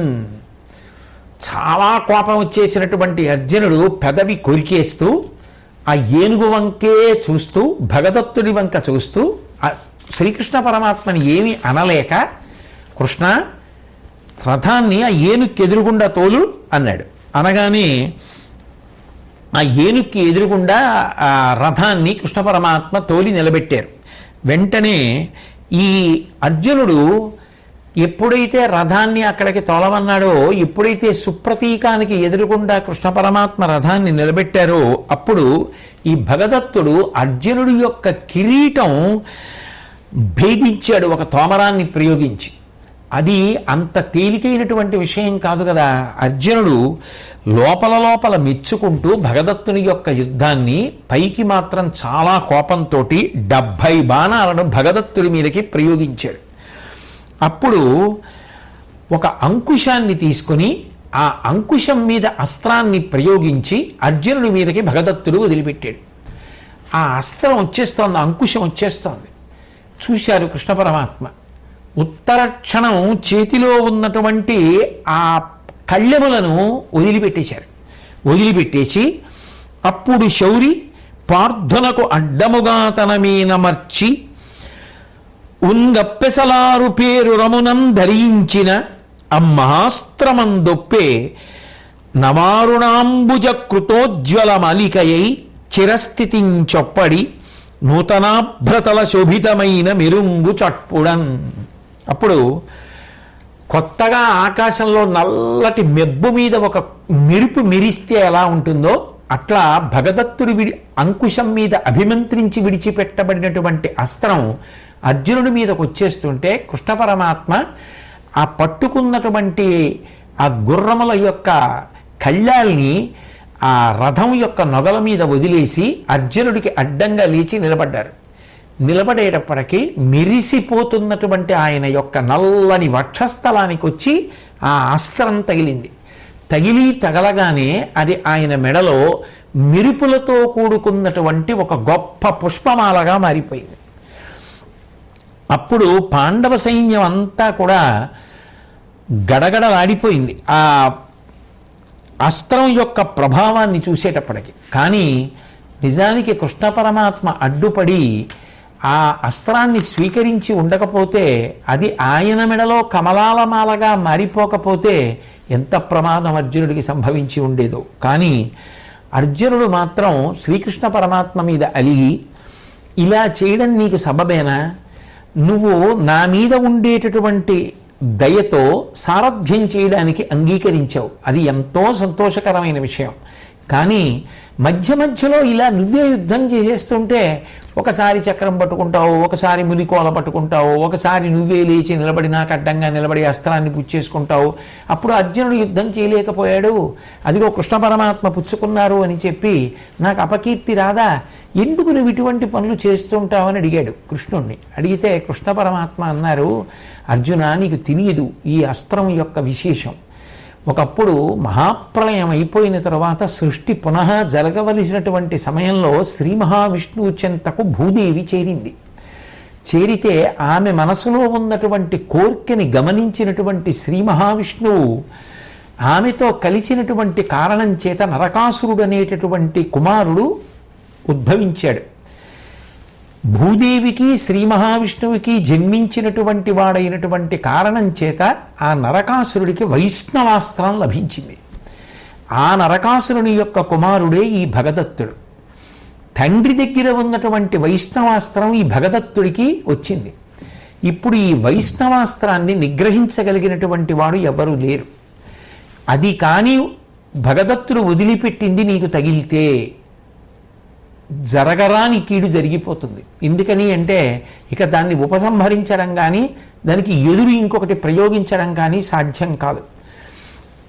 వైష్ణవ సంబంధమైనటువంటి అస్త్రం కాబట్టి ఆ తేజస్సు నాయందే లీనమైపోవాలి. అందుకని నేను నీకు అడ్డంగా నించున్నాను. అందుకే అది నన్ను తాకితే నా మెడలో మాలగా మారిపోయింది. నిన్ను రక్షించుకోవడానికి ఇంతకన్నా మార్గం లేదు. అందుకని నేను ఎదురు నిలబడి అస్త్రాన్ని స్వీకరించాను అని చెప్పాడు. నిజంగా మహానుభావుడు కృష్ణ పరమాత్మ సారథ్యం లేకపోతే ఏమైపోయి ఉండేదో కురుక్షేత్ర యుద్ధం. అర్జునుడు ఏమైపోయి ఉండేవాడు, ధర్మరాజు ఏమైపోయి ఉండేవాడు, వాళ్ళకి రాజ్యం దక్కుతుందా? నిజంగా ఎక్కడికక్కడ ఎంతంత ఆపదలు సంభవించినా మహానుభావుడు మాటలు పడుతూ కూడా అంతగా పాండవుల్ని రక్షించుకొని మళ్ళీ ఏదో తను తప్పు చేసిన వాడిలా వివరణనిస్తూ ఉంటాడు. నిజంగా భగవంతుడి యొక్క అపారమైనటువంటి కృప, దానికి హద్దు ఎక్కడుంది? తనను నమ్మిన వాళ్ళని కాపాడడం కోసం ఎంత కిందకైనా దిగొచ్చేస్తాడు. అందుకని అన్నాడు, ఇదిగో ఇప్పుడు ఆ సుప్రతీకాన్ని నువ్వు మట్టుపెట్టు, ఆ ఏనుగుని చంపే. అది ఇప్పటికే చాలా ప్రమాదాన్ని తీసుకొచ్చింది పాండవ సైన్యానికి. దాంతోపాటు భగదత్తుణ్ణి కూడా పడగొట్టన్నాడు. అనేటప్పటికీ వాలిక దొడ్డనారసము వజ్రము శైలము తాకునాకృతిన్ ఫలము మీద తాకిన ఇభంబు వెసంబడి కొమ్ములుతగావ్రాలుడు అర్ధచంద్రు రుచిర ప్రదరంబున త్రుంచే బాణ విద్యాలసితుండు క్రీడి భగదత్తుని కంఠమకుంఠితోద్ధతిన్. వెంటనే అర్జునుడు ఒక గొప్ప నారాచ బాణాన్ని అందుకొని ఆ సుప్రతీకము అనేటటువంటి ఏనుగు యొక్క కుంభస్థలం మధ్యలో గుచ్చుకునేటట్టుగా ప్రయోగించాడు. ఆ బాణం తగలగానే ఆ ఏనుగు తన యొక్క దంతముల మీద ఊంచుకుంటూ ఉరిగి నేల మీద పడి మరణించింది. ఆ భగదత్తుడి మీద కూడా ఒక అర్ధచంద్రాకారంలో ఉండేటటువంటి బాణాన్ని ప్రయోగించి భగదత్తుణ్ణి కూడా అర్జునుడు సంహరించాడు. ఆ విధంగా పరమ భయంకరమైనటువంటి రీతిలో యుద్ధం చెయ్యగలిగినటువంటి భగదత్తుడు అసలు కురుపాండవ సంగ్రామంలో చెప్పుకోదగినంత గొప్ప యుద్ధం చేసినటువంటి ఏనుగు ఆ సుప్రతీకం. అంతమందిని భయపెట్టింది, అంతమందిని చంపింది. అటువంటి సుప్రతీకము ఆ రోజున పడిపోయి కేవలము కృష్ణ పరమాత్మ యొక్క అనుగ్రహం చేత అర్జునుడు బ్రతికి బట్ట కట్టాడు అనేటటువంటిది నిర్వివాదాంశం. అర్జునుడు సమీపంలో అక్కడే అందుబాటులో ఉన్నటువంటి శకుని యొక్క సోదరుడిద్దరినీ కూడా ఒకే బాణంతో పడగొట్టేశాడు. ఆ తర్వాత శకుని కనబడ్డాడు. కనబడితే శకునితో మాట్లాడుతూ, నువ్వు ఇక్కడికి ఎందుకు వచ్చావు? నువ్వు చెయ్యవలసినటువంటిది మాయాజూదం. అక్కడైతే పనికొస్తావు, అంతేకాని ఇక్కడ నువ్వేం చేస్తావు? అక్కడైతే పాచికలు వేయచ్చు, ఇక్కడ బాణాలు వేయాలి. బాణాలు వేయడం నీకేం వచ్చు? కాబట్టి ఇక్కడ కపట జూదం ఆడడానికి కుదరదు. ఇంకా నిలబడితే ప్రాణాలు పోతాయి, అందుని పో ఇక్కడి నుంచి అన్నాడు. ఆ విధంగా పలికి నిశితమైనటువంటి బాణములను ప్రయోగించి ఆ శకుని యొక్క శరీరం అంతా నింపి చేస్తే ధైర్యాభిమానాలు విడిచిపెట్టేసేసి ఆ శకుని చుట్టూ ఉన్న వాళ్ళందరూ పకపకా నవ్వుతుంటే యుద్ధభూమిని విడిచిపెట్టి అర్జునుడి ముందు నిలబడితే ఇక ప్రాణాలు పోతాయని భయపడినటువంటి వాడై పారిపోయాడు. చంపడం కన్నా అన్యాయం కదా ఇది. అందుకని అటువంటి అవమానాన్ని పొందినటువంటి శకుని యుద్ధభూమిని విడిచిపెట్టి వెళ్ళిపోయాడు. ఆ తర్వాత కర్ణుడు చూశాడు. చూసి గబగబా బయలుదేరి వచ్చి అర్జునుడి మీద అస్త్రప్రయోగం చేస్తానని ఆగ్నేయాస్త్ర ప్రయోగం చేశాడు. చేస్తే వెంటనే అర్జునుడు వారుణాస్త్రం వేసి ఆ ఆగ్నేయాస్త్రాన్ని శాంతింపజేశాడు. ఈ అదును చూసి కర్ణుడు యుద్ధానికి వచ్చినటువంటి రెండవ రోజేగా, అందుకని భీముడు, సాత్యకి, దృష్టజుమ్నుడు అందరూ ఆ కర్ణుడి యొక్క దేహం మీద బాణములను ప్రయోగించారు. ప్రయోగించి అర్జునుడు 7 నిశితమైనటువంటి బాణములను ప్రయోగించి కర్ణుడి యొక్క శరీరం అంతా నిప్పిపుట్టేటట్టుగా చేశాడు. అట్లాగే ఆ అర్జునుడు కర్ణుడి యొక్క తమ్ముళ్ళు 3 యొక్క శిరస్సులు కర్ణుడి ఎదురుగుండానే ఖండించేశాడు. భీముడు రథం మీద కన్నా రథం దిగితేనే ప్రళయమైనటువంటి యుద్ధం చేస్తాడు. ఆ రథం దిగొచ్చి కర్ణుడి యొక్క చుట్టాలు 10,000 మంది అలిసిపోయేటట్టుగా తానొక్కడే యుద్ధం చేసి వాళ్ళందరినీ కొట్టి పడేశాడు. పడేసి మళ్ళీ రథం ఎక్కి వేరొక ధనస్సు తీసుకుని బాణములను కర్ణుడి యొక్క అవయవాల మీద ప్రయోగించి కర్ణుడి యొక్క రథాశ్వములన్నీ కూడా డసిపోయేటట్టుగా చేశాడు. దృష్టజుమ్నుడు సాత్యకి కూడా ధనస్సులు తీసుకుని ఆ కర్ణుడి యొక్క సారథిని కూల్చేశారు. కూల్చేసి కర్ణుడి యొక్క ధనస్సుని ఖండించేశారు. అప్పుడు చూశారు, ఆ కౌరవ వీరులు చూసి కర్ణుడు ప్రమాదంలో ఉన్నాడు, ఇంతమంది కలిసి యుద్ధం చేస్తున్నారు, ఆయన కళ్ళ ముందే ఆయన తమ్ముళ్ళు 3 చంపేశారు. చంపేయడమే కాకుండా 10,000 మంది కర్ణబంధువుల్ని భీముడు యుద్ధంలో పడగొట్టేశాడు. వాళ్ళు అలిసిపోయి నేలబడిపోయారు. యువతలేమో మళ్ళీ ఇంతమంది కలిసి బాణప్రయోగం చేస్తుంటే చేతిలో ఉన్నటువంటి ధనస్సు కర్ణుడిది విరిగిపోయింది.